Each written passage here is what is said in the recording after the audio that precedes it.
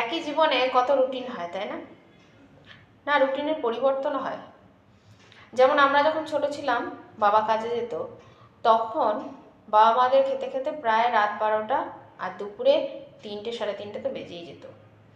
আবার যখন আমরা একটু বড় হলাম, আর একটু রুটিন পরিবর্তন হলো, কারণ বাবার বয়স বাড়লো, সময়টা 12টা থেকে আরেকটু কমে এলো এই 11টা, সাড়ে 11টা। আমাদের যখন বিয়ে হয়ে গেল, তখন মা বাবাদের আরেকটু টাইম এগিয়ে এলো, তাও সেটা 10:30, 11টা রাতে, আর দুপুরবেলা ওই 2টো, 2:30টে। এখন তারা অনেকটাই প্রায় বৃদ্ধ, মেয়েদের সবার বিয়ে হয়ে গেছে। তারা এখন অনেকটা তাড়াতাড়ি নিজেদের কাজগুলো শেষ করে ফেলে, মানে দুপুরের খাবার প্রায় 12টা, সাড়ে 12টাতেই হয়ে যায়, আর ওদিকে রাতের খাবারও 10টার মধ্যে।